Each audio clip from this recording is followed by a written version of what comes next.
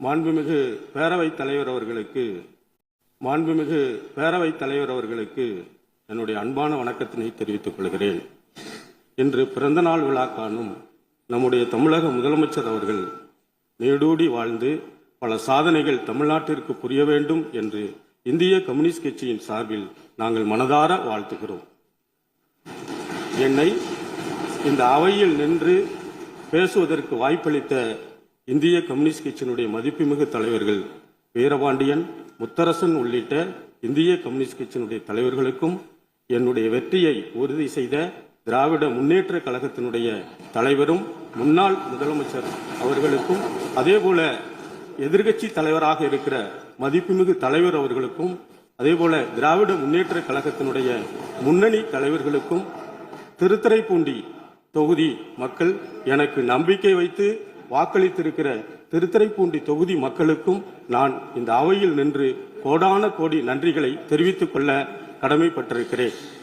நான் ஆளுநர் உரையை படித்து பார்த்தோம். இந்த ஆளுநர் உரையில் நம்முடைய தமிழக வெற்றி கழகம் அளித்திருக்கிற தேர்தல் வாக்குறுதிகள் முழுவதுமாக நிறைவேற்றப்படும் என்று ஆளுநர் உரையில் மீண்டும் நிரூபித்திருப்பதை, உறுதிப்படுத்தியிருப்பதை இந்திய கம்யூனிஸ்ட் கட்சியின் சார்பில் நான் வரவேற்கிறேன். அதே நேரத்தில் தமிழ்நாட்டில் பன்னெடும் காலமாக நாம் கடைபிடித்து வந்து கொண்டிருக்கிற தமிழ், ஆங்கிலம் என்ற இருமொழி கொள்கைகளில் எந்த சமரசமும் இல்லாமல் அது முன்னெடுக்கப்படும் என்று அழுத்தமாக நம்முடைய ஆளுநர் உரையில் குறிப்பிட்டிருப்பதை இந்திய கம்யூனிஸ்ட் கட்சி பாராட்டுகிறது. அதேபோல இந்தி மொழியை திணிப்பதன் மூலமாக மும்மொழி கொள்கையை தமிழ்நாட்டில் நடைமுறைப்படுத்துவதற்கு, செயல்படுத்துவதற்கு ஒரு நிர்பந்திக்கிற ஒன்றிய அரசை இந்த ஆளுநர் உரை சுட்டிக்காட்டியதோடு மட்டுமல்ல, தமிழ்நாட்டினுடைய பள்ளி கல்வித்துறைக்கு வழங்க வேண்டிய 3458 கோடி ரூபாயை உடனடியாக விடுவிக்காமல் இருப்பது சரியல்ல என்று சுட்டிக்காட்டியிருக்கும் இந்த அவையை, இந்த ஆளுநர் உரையை இந்திய கம்யூனிஸ்ட் கட்சி மனதார பாராட்டுகிறது. அதே நேரத்தில் இன்றைக்கு ஒரு நாட்டினுடைய முன்னேற்றம், ஒரு சமூகத்தினுடைய மனிதவள முன்னேற்றமும் அடிப்படையாக இருப்பது வகுப்பறையிலிருந்து தான் தொடங்குகிறது. ஆனால் தமிழ்நாட்டில் இருக்கிற பள்ளி கல்வித்துறையில் கிட்டத்தட்ட 18,000க்கும் மேற்பட்ட காலி இடங்கள் இருப்பதாக பத்திரிகை செய்திகள் எல்லாம் வந்து கொண்டிருக்கின்றன. மாண்புமிகு பேரவைத் தலைவர் வாயிலாக மாண்புமிகு முதலமைச்சர் அவர்களுக்கு நான் கனிவோடு சொல்லிக்கொள்ள கடமைப்பட்டு இருக்கிறேன். பள்ளி கல்வித்துறையில் இருக்கிற காலி பணியிடங்கள் எல்லாம் உடனடியாக நிரப்பப்பட வேண்டும் என்று நான் இந்திய கம்யூனிஸ்ட் கட்சியின் சார்பில் பணிவோடு உங்களிடம் விண்ணப்பித்துக் கொள்கிறேன். அதேபோல நம்முடைய நிதி அமைச்சகம் கடந்த சில நாட்களுக்கு முன்னால் ஒரு வெள்ளை அறிக்கையை வெளியிட்டு இருக்கிறது. அந்த வெள்ளை அறிக்கையில் மிக சிறப்பாக சொல்லி இருக்கிறார்கள், நிதியினுடைய கசிவுகள் தடுக்கப்படும், நிதி வருவாய் அரசாங்கத்திற்கு பெருக்குவதற்கான எல்லா முயற்சிகளையும் வெளிப்படைத்தன்மையோடு செயல்படுத்தப்படும் என்று ஒரு நல்ல ஊழலற்ற ஒரு நேர்மையான ஆட்சியை நாங்கள் தருவோம் என்று இந்த ஆளுநர் உரையில் சொல்லியிருப்பதன் மூலம் இந்த ஆட்சி ஒரு நல்ல அணுகுமுறையை, ஒரு நல்ல தொடக்கத்தை தமிழ்நாட்டில் தொடங்கியிருக்கிறது என்ற அந்த ஆளுநர் உரையை இந்திய கம்யூனிஸ்ட் கட்சி உண்மையிலேயே பெருமிதத்தோடு பாராட்டிக் கொள்கிறது. தொழில் கொள்கையில் நாங்கள் அறிவிப்புகளை வெளியிடுவோம் என்று சொல்லியிருக்கிறீர்கள். தொழில் வணிகம் எளிமையாக்கப்படும் என்றும் சொல்லியிருக்கிறீர்கள். ஆனால் இந்த தொழில் கொள்கைகளுக்கு பின்னால் இருக்கிற வெறும் பில்லராக இருக்கிற இந்த தொழில் கட்டமைப்பையே உருவாக்குகிற தொழிலாளர்களுடைய நலன், தொழிலாளர்களுடைய சட்ட உரிமை, தொழிலாளர்களுடைய கண்ணியமான வாழ்க்கைக்கான ஊதியம், தொழிலாளர்களுடைய ஓய்வூதியம், எதை பற்றியுமே இந்த கவர்னர் உரை பேசாமல் கடந்து போயிருக்கிறதே. மாண்புமிகு முதல்வர் அவர்களே, பேரவைத் தலைவர் அவர்களே, இந்த தொழிலாளர்கள் நலன் குறித்து நாம் கவலையோடு பரிசீலிக்க வேண்டி இருக்கிற கட்டாயம் இருக்கிறது. ஏனென்று சொன்னால் ஒன்றிய அரசு இன்றைக்கு தொழிலாளர்களுக்கு எதிராக 4 சட்டங்களை வடிவமைத்து நடைமுறைப்படுத்திக் கொண்டிருக்கிறார்கள். தமிழ்நாட்டிலும் அது நடைமுறைக்கு வந்துவிட்டால் நிச்சயமாக தொழிலாளர்களுடைய நலன் எதிர்காலம் இன்றைக்கு மிகப்பெரிய கேள்விக்குறியாகிவிடுமோ என்ற அச்சம் வந்திருக்கிறது. எனவே மாண்புமிகு பேரவைத் தலைவரின் வாயிலாக கவனம் பெற வேண்டும் என்பதற்காக இந்த கருத்தை நான் கூறிக்கொள்ள கடமைப்பட்டிருக்கிறேன். தூய்மை பணியாளர்கள் ஊரக வளர்ச்சியாக இருந்தாலும் சரி, நகர்ப்புற வளர்ச்சியாக நகர்ப்புறமாக இருந்தாலும் சரி, சமூகத்தின் ஒடுக்கப்பட்ட பகுதியில் இருந்து வேலை செய்கிறவர்கள், அன்றாடம் வாழ்க்கைக்காக வாழ்ந்து கொண்டிருக்கிறவர்கள், அவர்கள் எல்லாம் தனியாருக்கு விடப்படும் என்று பத்திரிகை செய்திகளை நாங்கள் பார்த்தோம். அவர்களுடைய உழைப்பு, அவர்களுக்கான வாழ்வியலை பெரும் முதலாளிகள் கையில் ஒப்படைத்து விடாதீர்கள்.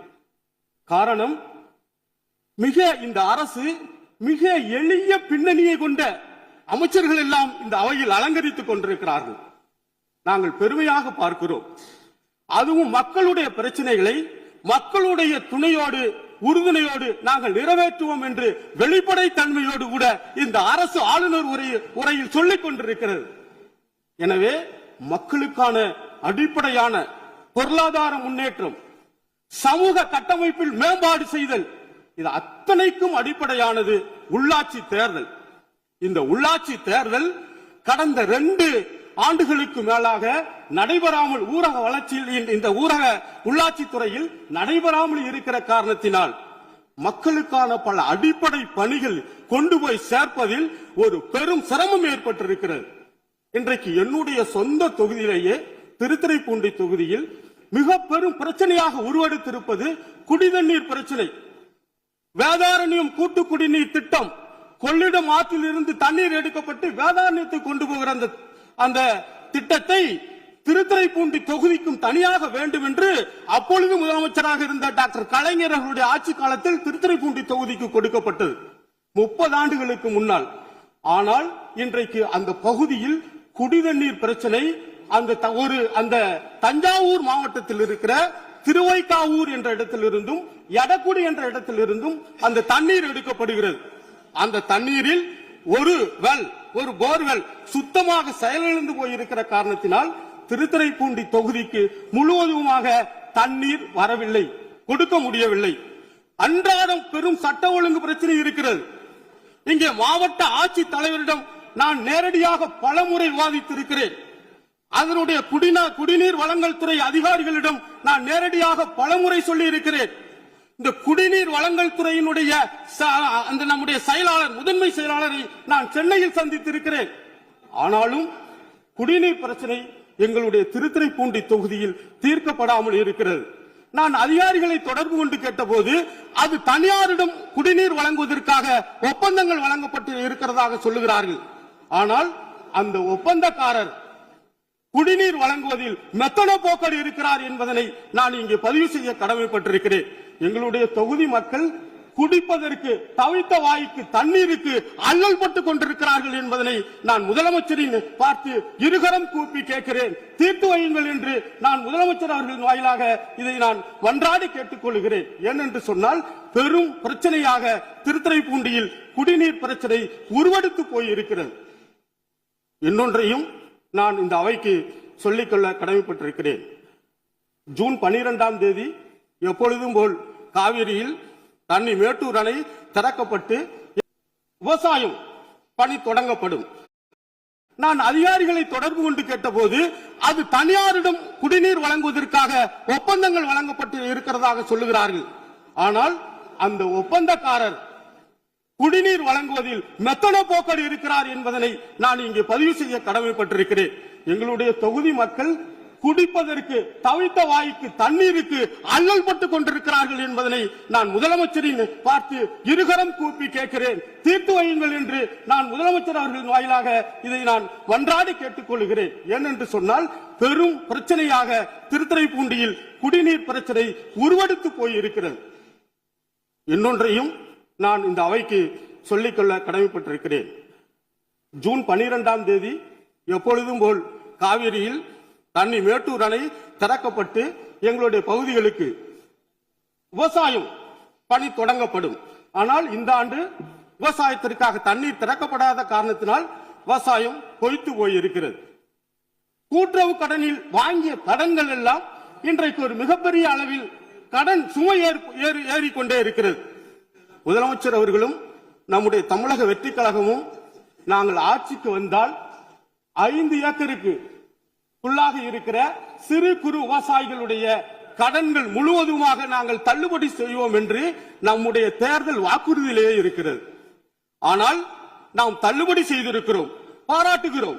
ஆனாலும் ஆனால் அந்த சிறு குறு விவசாயிகளுக்கான அளவீடு என்பது நிலத்தின் அளவீடு இல்லாமல் அது தொகையின் அளவீடாக இருக்கிறது.